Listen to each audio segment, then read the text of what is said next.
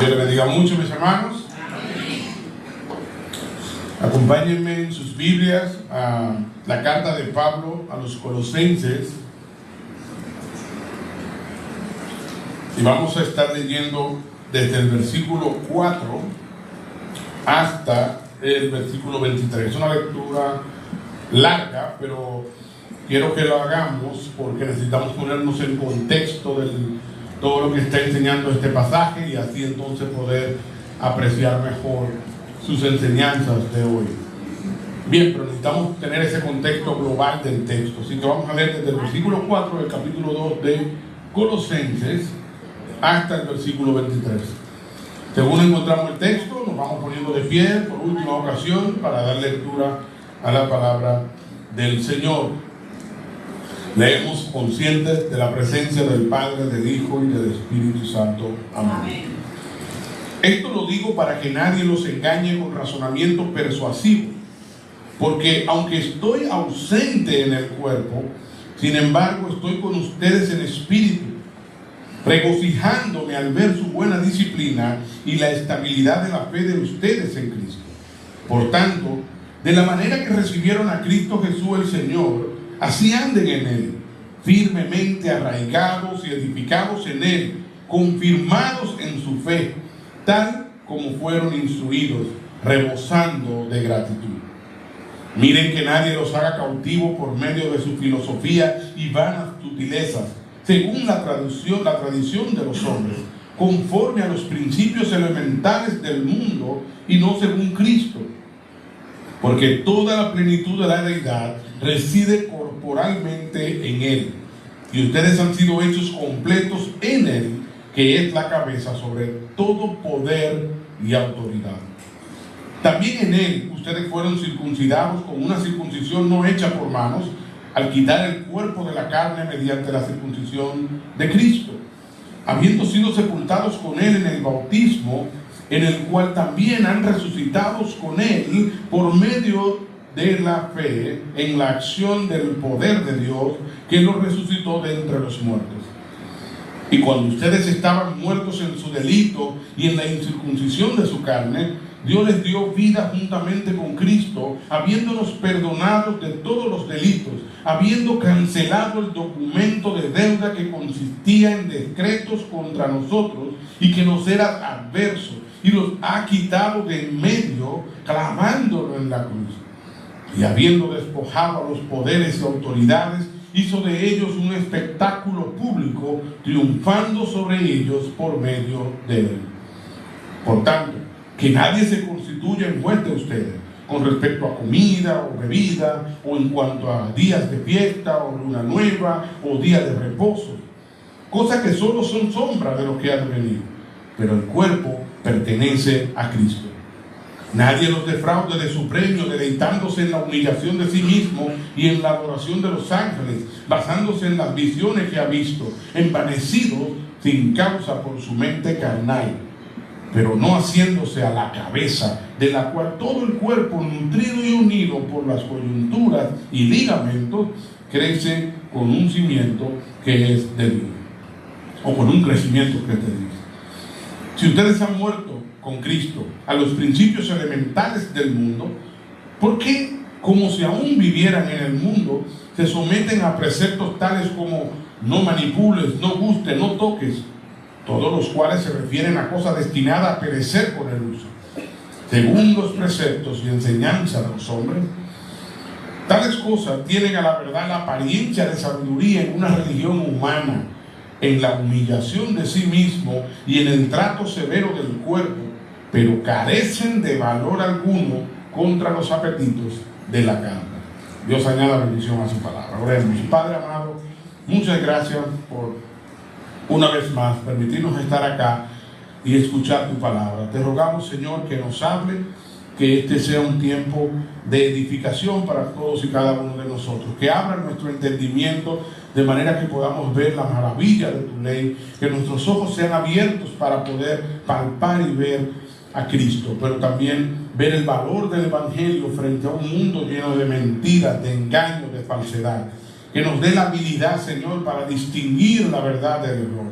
Ayúdanos, Señor, en el nombre de Cristo Jesús. Amén.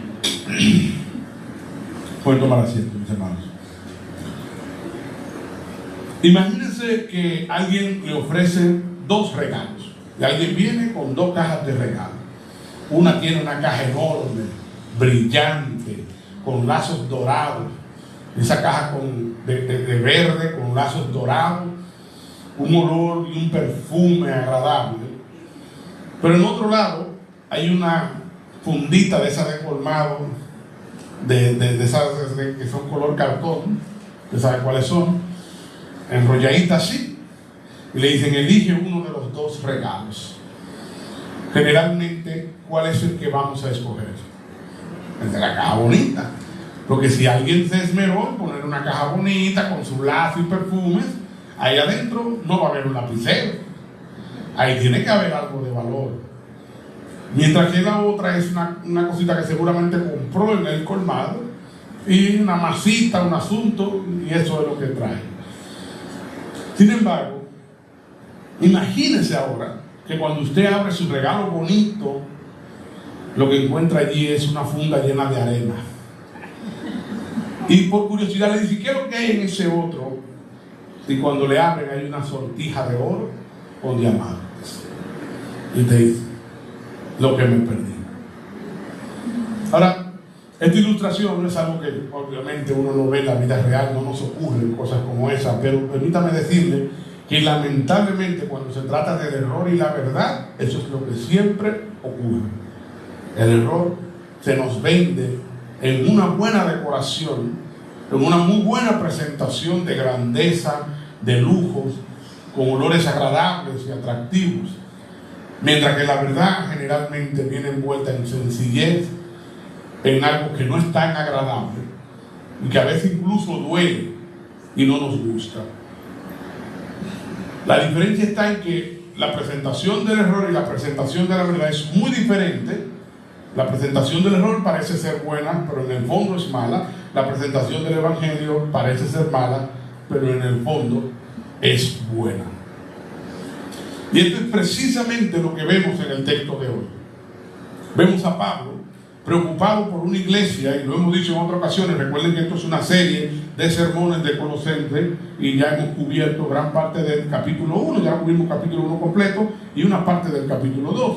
Y algo que hemos estado viendo es que Pablo ha estado preocupado por esta iglesia, porque aunque él no la conoce personalmente, se ha enterado de que hay algunos grupos que lo han estado asediando con enseñanzas falsas que lo desvían de Cristo. Y es la razón por la que en toda la carta vemos que Pablo está acentuando tanto la grandeza de Cristo.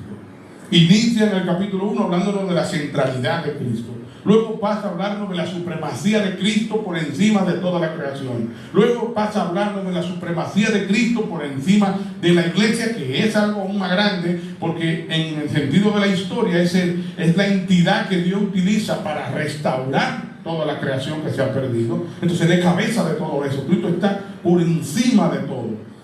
Y luego viene entonces ahora el capítulo 2 y dice en el versículo 4: esto lo digo para que nadie los engañe con razonamientos persuasivos. Y luego le dice en el versículo 6: por tanto, de la manera que recibieron a Cristo Jesús el Señor, así anden en Él, firmemente arraigados y edificados en Él, confirmados en su fe, tal como fueron instruidos, rebosando de gratitud. Versículo 8: miren que nadie los haga cautivos por medio de su filosofía y vanas sutilezas, según la tradición de los hombres, conforme a los principios elementales del mundo, y no según Cristo. ¿Por qué? Porque toda la plenitud de la deidad reside corporalmente en Él, y ustedes han sido hechos completos en Él. Esta es la preocupación de Pablo. No se vayan a desviar. En Cristo ustedes tienen todo lo que necesitan. No se dejen desviar y engañar por otros que le ofrecen algo alterno, algo extra que también necesitan. Y por eso, hermanos, hoy quisiera poder precisamente enfocarnos en esa parte, y es que vamos a hablar de 3 cosas importantes que vemos con respecto al error que nos desvía de la suficiencia de Cristo, de que Cristo no basta. Y son tres cosas. Lo primero que quiero que veamos es el peligro del error o el peligro del engaño. Lo segundo que quiero que veamos es el poder del engaño. Y por último, el remedio contra el engaño. Ya la semana que viene entraremos en más detalle sobre qué es lo que este engaño promueve, qué es lo que nos ofrece. Hoy más que nada quiero que lo veamos cómo funciona, cómo opera, cuál es su peligro, dónde está su poder, dónde radica su poder y por último cómo podemos lidiar contra él. Entonces, en primer lugar, ¿cuál es el peligro del engaño? Pablo aquí está viendo algo que es muy peligroso y no es ni siquiera que la iglesia está siendo perseguida. Aquí Pablo ve un peligro aún mayor y es que la iglesia sea engañada con falsedades, con doctrinas falsas que lo desvían de Cristo. Por eso él advierte en múltiples ocasiones durante el capítulo 2. Primero, por ejemplo, en el versículo 4 dice: esto lo digo para que nadie los engañe. Hay un grupo de gente que está tratando de engañarlo y él dice: todo lo que yo le estoy diciendo, capítulo 1, capítulo 2, mi preocupación por ustedes, mis oraciones, lo que pido por ustedes, todo esto lo digo porque no quiero que nos engañen. Hay gente que está procurando engañarlos. Versículo 8: miren que nadie los haga cautivos. Hay gente que viene con mentiras que promete libertad y realmente los pone en cautiverio, los apresa, los van a atrapar con sus redes. Versículo 16: por tanto, que nadie se constituya en juez de ustedes. Fíjense que esta parte, que nadie tal cosa, que nadie tal cosa, ¿verdad? Que nadie los engañe, que nadie los haga cautivo. Versículo 16: que nadie se constituya en juez de ustedes, que venga a decirle cómo es que deben de hacer las cosas, que esto no está bien, que esto está mal, que nadie venga a hacer ese tipo de cosas con ustedes. Versículo 18: que nadie los defraude de su premio o lo aparte del premio que tenemos en el Evangelio. Estamos hablando de que Pablo está pensando en que estos hermanos están siendo asediados por gente que intenta engañarlos y desviarlos del Evangelio. Y la forma en que lo hacen también es interesante, porque en diferentes versículos utiliza palabras específicas o adjetivos específicos para referirse a estos engaños. Él no usa la palabra propiamente herejía, pero utiliza algunos adjetivos muy importantes que nos dejan ver que estamos hablando de herejía, de mentiras persistente para desviar a las personas de la verdad. Versículo 4 lo llama razonamientos persuasivos. Versículo 8 lo llaman filosofía y vanas sutilezas. Versículo 16 lo llama básicamente legalismo religioso, cuando dice que no se constituyan en juez de ustedes. Versículo 18 lo llama misticismo y adoración falsa, en otras palabras, porque habla de adoración a los ángeles, visiones que tienen, este tipo de cosas. Y versículo 23, textualmente él dice: cosas que tienen a la verdad la apariencia de sabiduría. Y esto es interesante porque aquí radica el peligro del error. Y es que la mentira no llega diciendo: hola, soy señora herejía, me presento ante ti. Nunca viene de esa manera. La mentira no viene como el cigarro que te dice: fumar es perjudicial para la salud. La herejía no te dice eso. La herejía no se declara herejía, no se declara engaño, sino que se oculta y viene con ideas como: mira, tengo para ti una revelación más profunda. Hasta ahora el evangelio que tú conoces es algo básico, pero yo tengo algo que es más profundo aún. O mira, yo tengo algo que la iglesia tradicional no ha creído por mucho tiempo, lo ha querido ocultar, pero esto es la verdad. O te voy a llevar a otro nivel espiritual, a otra dimensión espiritual, como me decía un amigo muchos años atrás, que ya gracias a Dios cambió. Su última visita estuvimos hablando y ha abandonado muchas de esas cosas, pero él siempre le encantaba decir: lo que pasa es que eso tiene otra dimensión espiritual que tú no conoces. Y yo: oh caramba. O sea, cuando tú ya has llegado con la Biblia, es que eso no está en la Biblia, eso está en otra dimensión. Esto es algo muy típico de estos movimientos. Hay varias características que encontramos en el texto que poseen el error. Y la primera es que se disfraza de sabiduría, profundidad y espiritualidad profunda, por así decirlo. Utilizan un lenguaje sofisticado, rebuscado, esotérico, que usted piense que está escuchando algo que es muy profundo y elevado, y eso le haga quererlo conocer. Llame su curiosidad. Es algo típico de esto. Los falsos maestros no se presentan diciendo que yo soy un falso maestro, vengo a engañarte. No, sino que son ovejas o lobos que se disfrazan de ovejas y vienen con apariencia de piedad, como dice Pablo en 2 de Timoteo capítulo 3, versículo 5. Vienen con apariencia de piedad, se disfrazan de algo bueno. Además, suelen emplear muy buenos razonamientos. Por eso Pablo tiene que hablar en el versículo 4. No quiero que los engañen con razonamientos persuasivos. Tienen un razonamiento que persuade. O sea, tienen una buena lógica cuando vienen a presentar sus mentiras. Las saben presentar de manera que suena muy coherente, que hace mucho sentido para ti. Que tú dices, oye, pero que tiene como algo de verdad. Está interesante lo que dice. Oye, pero mira qué bien. Por ejemplo, escuché una vez una falsa doctrina de esa que hablaba de que nosotros somos pequeños dioses y que nosotros, cuando somos salvos, nos convertimos en dioses y adquirimos divinidad. ¿Y cómo lo hacían? Te dicen, cuando somos salvos, recibimos el Espíritu Santo dentro de nosotros. Y el Espíritu Santo es Dios. Y si el Espíritu Santo está dentro de ti y se unió a tu alma, a tu ser, tú posees la divinidad. Tú eres un ser divino. Fíjate que suena como que lógico, atractivo, pero es mentira. Es totalmente mentira. Eso es falso de toda falsedad. Pero suena interesante. ¿Y sabe qué? Suena atractivo también. Porque ¿quién no quiere ser un pequeño Dios?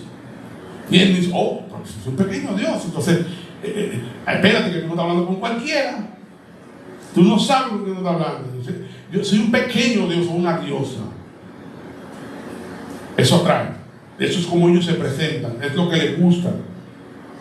Si la mentira llegara diciendo bobadas y cosas claramente erróneas, nadie las va a recibir. Todo el mundo dice, pero tienen que venir así, bien disfrazada, bien coherente, bien interesante. Y para agregar aún más dificultad al asunto, utilizan un lenguaje que te dice lo que tú quieres escuchar. Un lenguaje atractivo, un lenguaje que apela a tus emociones, a tus deseos más profundos y carnales, a tus deseos pecaminosos dentro. Apelan a eso, pero disfrazados de espiritualidad. Por eso el Evangelio de la Prosperidad ha tenido tanto auge, que es una de esas falsedades. El Evangelio de la Prosperidad es aquel que te dice que Dios te llamó para ser próspero, para ser rico, para ser una persona sana, no para estar andando enfermo. Enfermedad, eso es pecado. Ser pobre, eso es pecado. ¿Cuántos están aquí? Somos pobres, hermano. ¿Cuántos estamos aquí en pecado según esta gente? Pero eso es lo que a ellos les encanta decir, porque apelan a ese deseo de riqueza, de grandeza. Entonces, no, tú tienes que venir y vamos a tirar la bendición. Y lo lindo es que te lo dicen de tal manera que luego tú haces cosas absurdas y tontas, pero estás tan engañado y te suena tan lógico que te parece normal. Recuerdo hace muchos años atrás, cuando estaba trabajando una vez en una radio, así como yo hablo Victoria, trabajaba en una radio de locutor. Entonces, en esa radio, recuerdo que fue una señora que tenía un programa, yo también era controlador. O sea, cuando no estaba de locutor, yo la mataba una vez a la semana. Pero de lo otro, el día a día mío era manejar la consola para los demás locutores. Y había una señora que tenía un programa cristiano, y un día llega ella y está sacando algo de la cartera y le sale un reguero de arroz. Y yo digo, ¿qué es esto? Y dice ella, no, lo que pasa es que tuvimos en la iglesia un culto glorioso y bajó la bendición del arroz. Y digo, ¿qué es esto, la bendición del arroz? No, que cayó arroz derramado por Dios durante el culto, según ellos. Y ese arroz que se recogía y se echaba, porque mientras más tú tienes, ese arroz representa la prosperidad que Dios va a traer a tu vida. Y eso es una iglesia en Santo Domingo, que es grandísima, por cierto. ¿Y por qué grande? Porque dice a la gente lo que la gente quiere oír. Así es la mentira. Te propone cosas que te gusten, que te agraden, apela a tus emociones, a tu pecado, te promete libertad y te apresa, te promete sencillez y realmente lo complica, te promete profundidad y lo que hace es vaciar tu alma, te engaña, te vende gato por liebre, como decimos los dominicanos. Algo que es muy también característico de esto es que, como esto no descansa en la verdad, tienen que utilizar muchísimos artilugios para poder vender su mentira.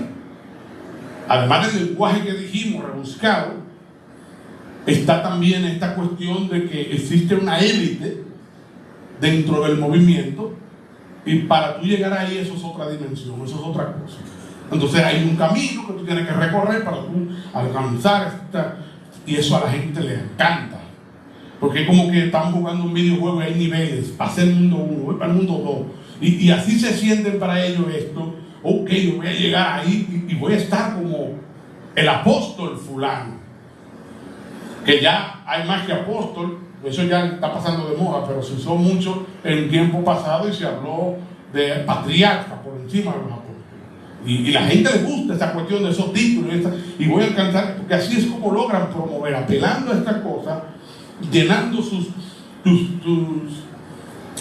predicaciones y sus promociones de artilugios, lenguaje emotivos, palabras rebuscadas, inventan un nuevo lenguaje, si casi usted usa palabras que usted nunca había escuchado. Muchos artilugios externos, como música, eventos que atraigan a la gente. No sé si usted lo ha visto, pero hay muchos servicios de eso en internet que usted puede encontrar, de iglesias de ese tipo, que enseñan muchas mentiras, y usted va a ver que sus cultos no son nada aburridos. Pueden tener de todo, pero aburridos no son. Porque de la nada te sale el pastor en un cable tendido, pasando por medio del culto entre toda la gente. De la nada te salen unos gente bailarines aquí y te bailan ahí con la vestimenta que sea, un show. Es un show que te hagan. Y es súper atractivo para la gente esto. Qué entretenidos, son cultos muy entretenidos. Servicios, pero ellos no le llaman culto tampoco. Servicios, porque como les dije, agregan un nuevo lenguaje para hacerlo más atractivo. Ya no se llaman iglesias, sino centro. Ya no se llama culto, sino servicio. No se llama sermón, sino mensaje o reflexión. Y así todo cambia por un lenguaje que sea más ameno, que la gente le guste y que quiera venir. Y el culto está lleno de muchísimas cosas. Durante las palabras del predicador nunca hay ese silencio que cuando yo me caigo ahí ahora mismo, que no me escuchamos los abanicos. Eso no, porque hay siempre una musiquita de fondo que apele a las emociones, que haga a la gente como que ay, y se deja llevar. Esto es típico. O si el pastor dice, por ejemplo, una palabra fuerte, hay uno va a decir, es parte de. No estoy diciendo que estas cosas necesariamente en sí son malas, pero sí caracterizan al que lleva la mentira, porque él necesita ayuda de muchísimas cosas para poder vender lo que es falso. Cuando usted tiene algo que es verdadero y que es bueno en sí, y usted lo quiere vender, usted no le decora tantas cosas. Usted dice, mira, esto es lo que es, esto vale tanto, lo quiero, lo deja. Pero cuando usted tiene algo que usted sabe que no lo quiere nadie, que eso está lleno de mentiras y que está lleno de problemas, usted intenta decorar esto y agregarle cuantas cosas para tratar de vender eso que nadie quiere. Así es la mentira. Si el error fuera evidente, no fuera peligroso. Pablo ve peligro, es por eso, porque él dice, no quiero que se dejen engañar por este problema. Un billete falso no parece falso. Si fuera un billete falso no parecería un billete verdadero si simplemente se utiliza un papel cualquiera. El billete falso se trata de hacerlo más parecido al billete real, pero es falso en el fondo. Así es la mentira. Intenta decorarse y meterse como pueda. Y esto es tan fuerte, hermanos, y es tan potente, que más que la persona que lo promueve, el peligro está en la verdad que promueve, o en la mentira que promueve más bien. Muchas de esas personas que están promoviendo esa mentira ni siquiera son los autores originales de esa mentira. Son gente autoengañadas también. Personas que se engañaron y creen esas cosas. Y aún sus malabares y movimientos turbios que hacen para engañar, aún eso lo hacen sinceramente engañados. Yo fui uno. Recuerdo poner a la gente a hacer cosas y para promover y generar emociones específicas, pero yo no lo hacía como con una trama, como si fuera una trama para engañar. Déjame hacer esto porque esto va a causar esta emoción. No, sino porque a mí me enseñaron, así es que se mueve el Espíritu Santo. Y para que se mueva el Espíritu Santo hay que poner la voz bajita, música de fondo, hablarle a la gente de determinadas maneras, promover tales cosas, porque así es que se mueve. Eso fue lo que me enseñaron. Y yo estaba sinceramente engañado, haciendo cosas para engañar, pero yo mismo sinceramente engañado. Por eso les digo, esa mentira muchas veces viene con la persona que la promueve, engañada por esa misma mentira. Ahí está el gran poder que posee la mentira. Ahora, mientras que la mentira se viste de grandeza, el Evangelio se viste de sencillez. Desde sus inicios el Evangelio se viste de sencillez. La profundidad del Evangelio no está en su presentación, sino en su contenido.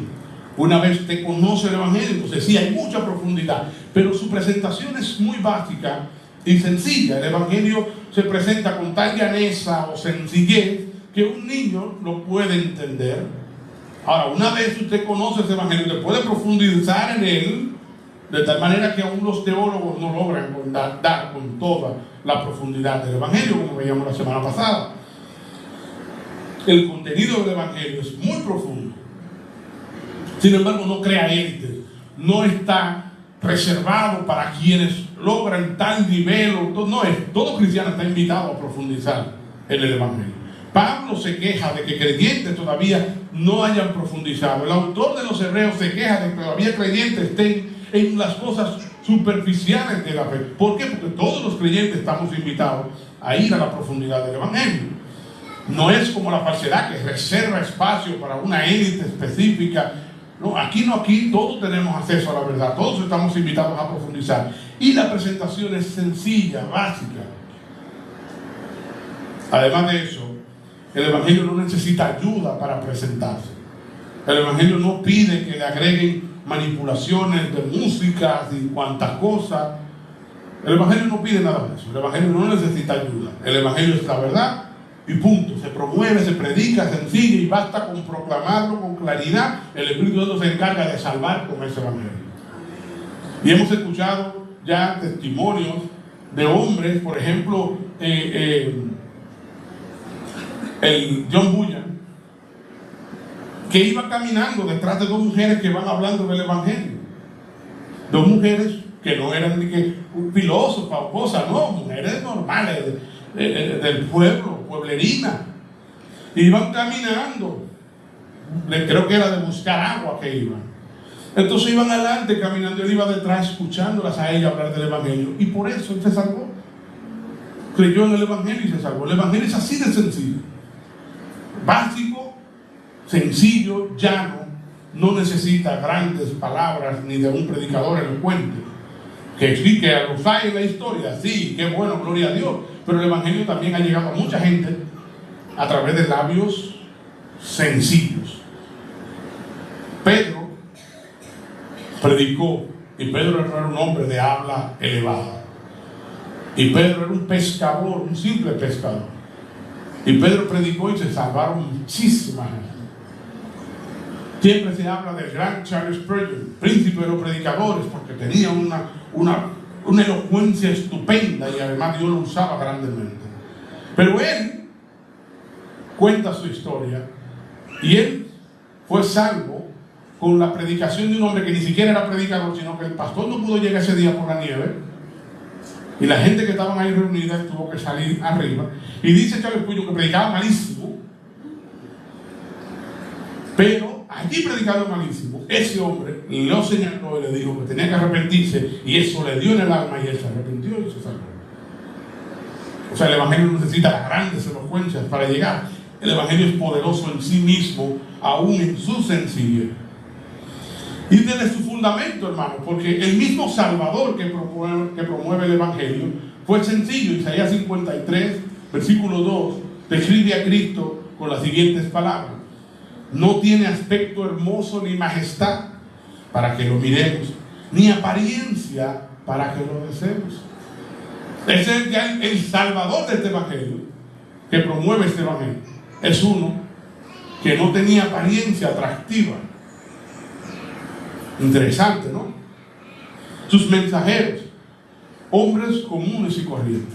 Hay de hecho un libro de John MacArthur que se llama así mismo, Hombres comunes y corrientes, muy bueno. Y él en la introducción simula algo muy interesante, que si por ejemplo una de esas, en el Estados Unidos hay empresas que se encargan de reclutarte personal y decirte, bueno, mira, esta persona tiene esta característica, es bueno para tu empresa. Ok, son como, ofrecen esa asesoría. Y MacArthur simula que si una empresa así le hubiese hecho la asesoría a Cristo sobre su personal, los discípulos, básicamente no hubiera recomendado a ninguno, solamente a uno, a Judas. La empresa me ha dicho, este tiene grandes dotes administrativos, tremendo con el dinero, te va a agregar mucho valor. Los otros, no, son hombres que no sirven, que tú no te van a resultar, son muy bajos. Y todos sabemos la historia. Aquel que sí hubiera calificado bien es el gran traicionero, y aquellos despreciados terminan siendo los grandes apóstoles. Porque el Evangelio es así: toma lo vil y menospreciado del mundo, y sobre eso Dios se glorifica. Así es el Evangelio, no viene con todas esas cosas que hace la falsedad. Además, 1 Corintios capítulo 1 versículo 26 al 28, que no lo vamos a leer, pero se lo doy como referencia. 1 Corintios 1, 26 al 28 habla de cómo el pueblo de Dios está compuesto mayormente, porque sí que hay ilustres, gente rica y todo esto, pero está compuesto mayormente por gente que ni es ilustre, ni es muy estudiada, son analfabetos, son los vil y menospreciados del mundo, los pobres. La iglesia está compuesta mayormente por esta comunidad.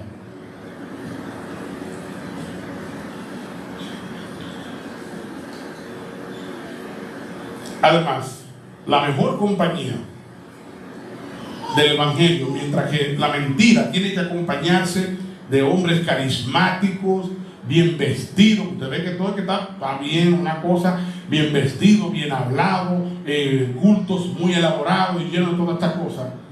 El Evangelio, el mejor acompañante del Evangelio según la Biblia, es una persona humilde, es una persona generosa, es una persona compasiva, es una persona amorosa, es alguien que vive el Evangelio. Este es el mejor acompañante del Evangelio. El Evangelio no se hace acompañar de los grandes para llegar, ¿no? Aunque tenga una persona comprometida con el Señor, por humilde, pobre que sea, con ese que es el Señor se glorifica más. Mientras que la falsedad te dice cosas que tú quieres oír, el error te rasca el oído y te dice cosas agradables, te dice cosas que te hacen sentir grande, intelectual, porque claro, apelan a ese orgullo intelectual en nosotros, apelan a ese deseo de superioridad. Y mientras que la falsedad te vende todo eso para que tú te sientas superior a los demás, que ha logrado otra dimensión, que ha logrado otro nivel, que sabe otras cosas, el Evangelio, por todo lo contrario, te humilla. Voy a utilizar una palabra fuerte, pero es necesaria, porque luego diré lo positivo. Pero el Evangelio te pisotea el orgullo. Te pisotea tu orgullo personal, recordando que tú eres un pecador. Tú eres irremediablemente pecador. No hay ni uno, no hay un justo, no hay quien busque a Dios, no hay quien entienda, ni a un solo, dice la Biblia. Tú eres depravado, tu corazón va de continuo hacia el mal. Te pisotea el orgullo. Te recuerda, tú no eres la gran cosa que tú te crees. Tú estás mal, para luego entonces levantarte, obviamente con la esperanza de salvación y restauración en Cristo. No te deja ir en el suelo, pero sí que te insulta. Y mientras que el falso evangelio te invita para que tú vengas a tener una vida próspera y abundante, el evangelio real te dice en Mateo 16, versículos 24 al 27, si alguien quiere venir en pos de mí, niéguese a sí mismo, tome su cruz y que me siga. Porque el que quiera salvar su vida, la perderá. Pero el que pierda su vida por causa de mí, la hallará. Pues, ¿qué provecho obtendrá un hombre si gana el mundo entero, pero pierde su alma? ¿O qué dará un hombre a cambio de su alma?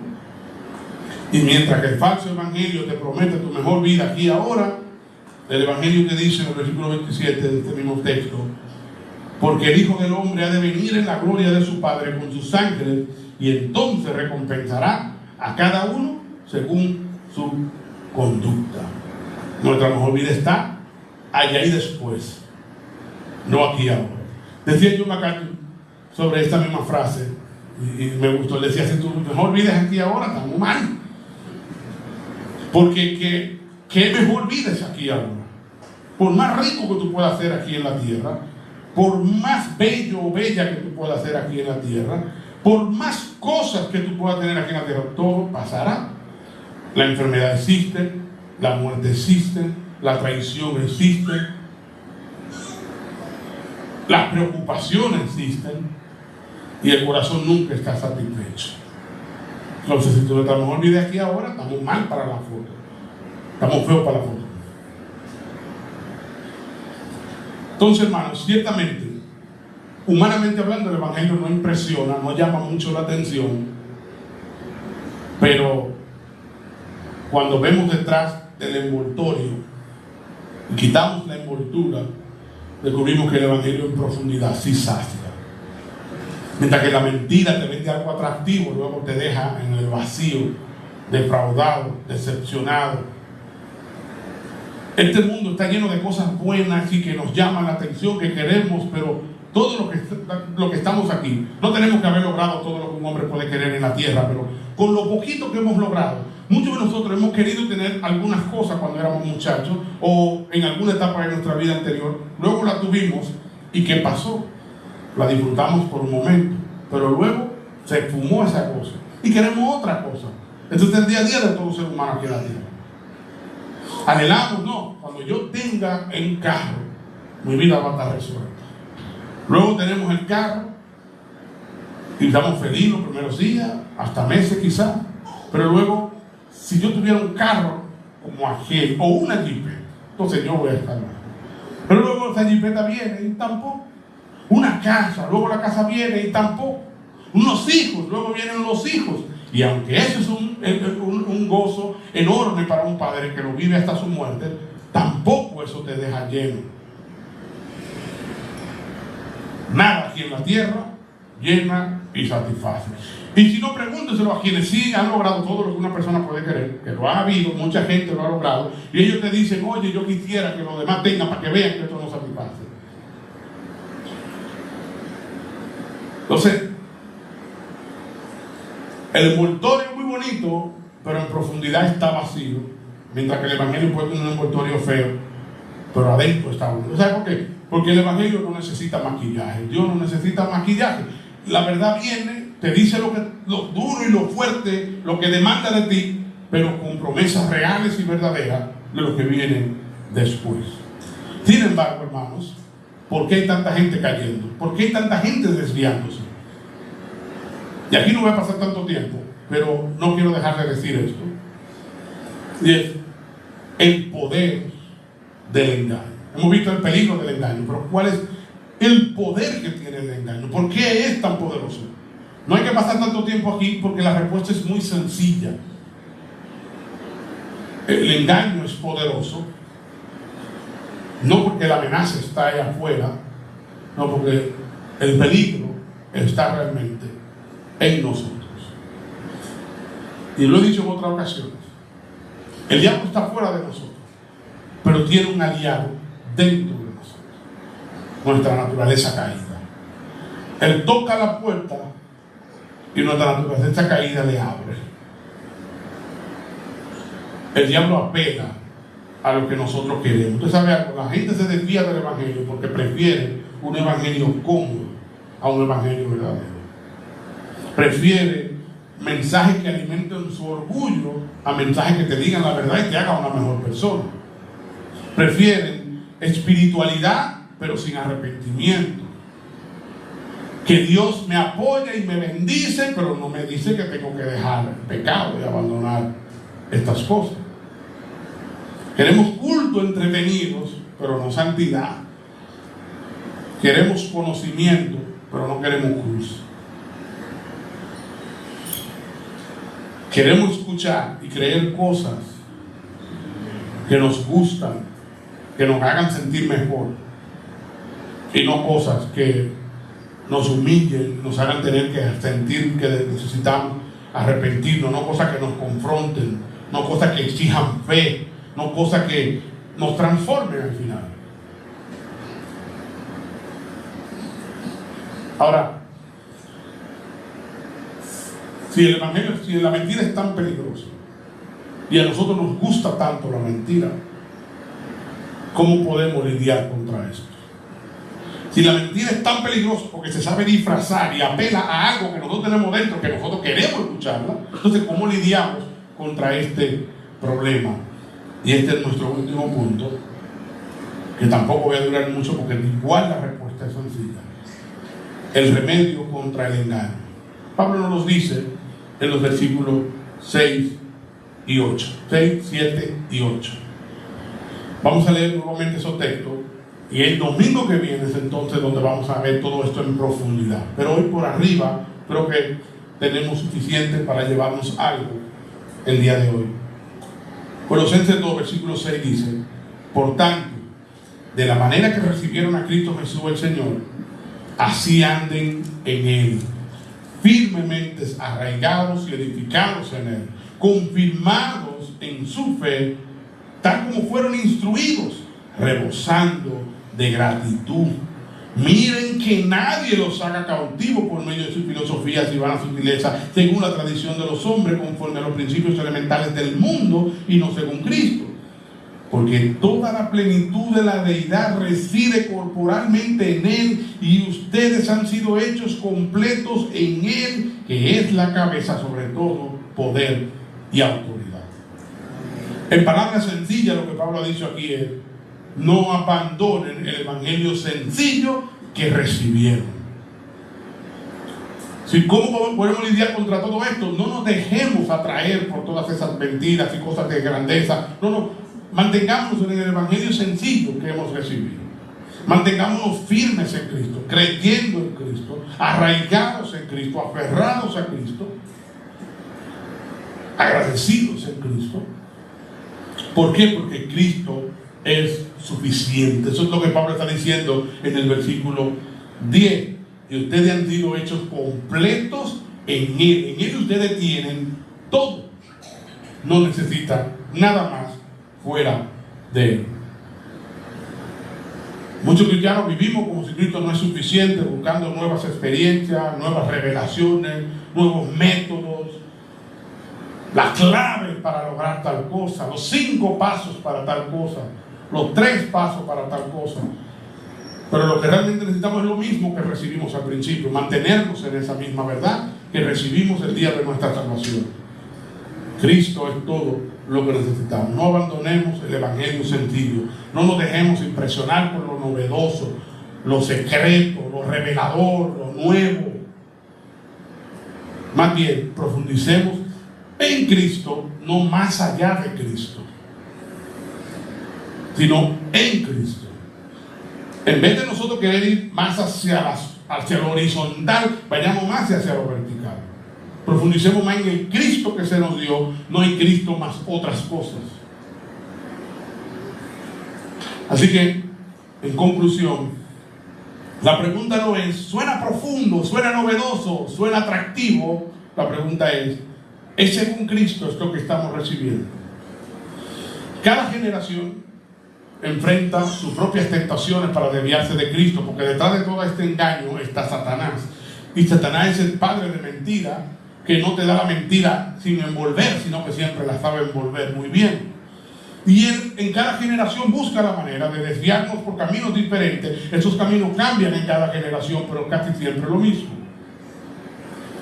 Hoy en día, por ejemplo, tenemos las universidades llenas de escepticismo. Se promueve mucho la duda hacia todo lo que ha enseñado el cristianismo. Y los muchachos van a la universidad, nuestros hijos, los adolescentes, van a las universidades a escuchar mucho escepticismo. Muchas cosas que cuestionan la fe en Dios, en Cristo, y cuando no, por lo menos sí en la iglesia institucional.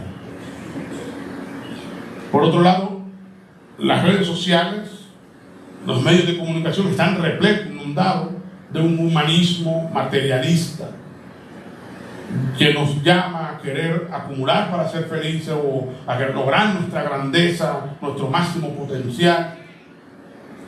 Y las iglesias también están siendo llenas de mentiras propias de la nueva era o de las religiones orientales, que estamos siendo influenciados con todas estas cosas, o el liberalismo teológico que cuestiona que la Biblia no es toda la verdad, sino que contiene la verdad, que parte de ella es cierta, parte de ella no, cuestiona todo lo ortodoxo. Pero al final el patrón es el mismo: bonito por fuera, vacío por dentro. Mientras que el Evangelio permanece humilde, pero lleno de grandeza interior. Así que te pregunto, ¿estás tú caminando en Cristo o estás siendo seducido por alguna de esas mentiras sofisticadas? ¿Estás arraigado en Cristo o todo estás siendo entretenido por todas estas mentiras? ¿Estás edificado en Cristo o simplemente impresionados por estas mentiras? Porque al final solo hay dos caminos: uno que te infla la mente, el ego, y otro que te humilla el corazón, pero te llena de vida abundante en Cristo. Hermanos, cuidémonos de que no seamos apartados de la sencillez del Evangelio. Es sencillo, pero es verdad, y es el único que puede llenar el vacío en nuestro interior. Termino con esta frase de C.S. Lewis, que le he dicho muchas veces antes: no son las cosas en sí, tan solo es el aroma de una flor que no hemos tocado, noticias de un país que no hemos visitado, melodías de una canción que no hemos escuchado. Al final, todo lo que el mundo ofrece es algo que te deja suspirar, te atrae, pero tú no lo tienes a la mano. Escuchas algo, pero no lo tienes ahí. Sabes sobre eso, pero no los ves en sí. Te deja vacío, te prometes cosas y cuando llegas no hay nada. Es como que tú andas por la calle y te huele a visola con dulce, y cuando tú entras están haciendo una visola normal. Te dejan la decepción, ¿no? El Evangelio no es así. El Evangelio es eso verdadero, eso que huele y satisface y llena el alma. Vamos a orar. Padre amado, muchas gracias por una vez más permitirnos estar acá en esta mañana, escuchando tu palabra y una vez más ser confrontados por ella. Señor, si alguno de nosotros de alguna manera ha estado siendo seducido por mentiras a través de los diferentes medios de comunicación, o libros, o materiales, o personas cercanas, Señor, por favor, ayúdanos a abrir nuestros ojos, detectar el error y huir de él, arraigándonos y cimentándonos fuertemente en el Evangelio que hemos recibido y en la persona de Cristo. Te pedimos todo esto en el nombre de Jesús. Amén.